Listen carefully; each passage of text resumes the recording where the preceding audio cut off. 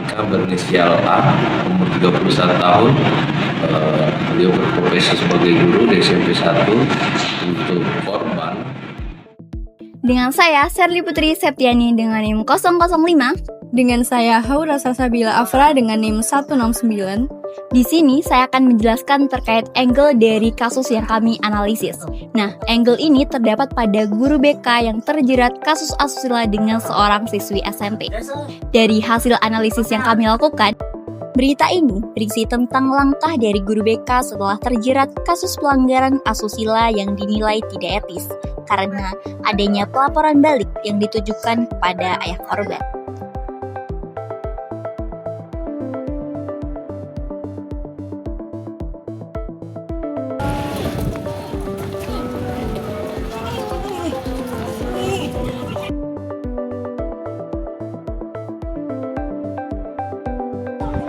Hal tersebut mengundang rasa penasaran. Nah, kenapa bisa baru sekarang terungkapnya? Padahal katanya sudah terjadi sejak tahun 2017.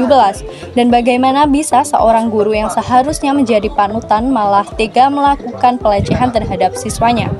Belum lagi masih ada korban lain yang belum juga melapor. Proses hukum yang masih berjalan juga membuat kita bertanya-tanya bagaimana kelanjutan kasus tersebut. Berawal dari siswi SMP yang merasakan ketakutan akibat pesan bermuatan asusila yang dikirimkan oleh guru BK. Ada kemungkinan bahwa siswi tersebut mengalami trauma terhadap guru BK sehingga ia berusaha menghindar ketika tidak sengaja bertemu. Dengan saya Satrio Octavian Fitrianto dengan NIM 085, atas peristiwa tersebut muncul konflik baru di mana ayah kehilangan kontrol atas dirinya sendiri dan mengakibatkan dirinya melakukan tindakan kekerasan kepada pelaku pelecehan atas anaknya. Sebelum terjadi konflik, awalnya ayah korban melihat chat asusila viral yang melibatkan anaknya. Ia merasa syok dan kemudian menimbulkan amarah yang tak terbendung, sehingga ia melakukan tindakan kekerasan tanpa berpikir panjang.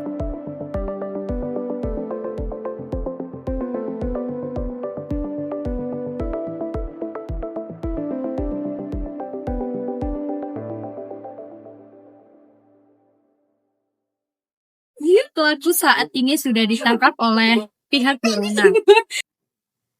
Dengan saya Vanjamila Bizuri dari NIM 054.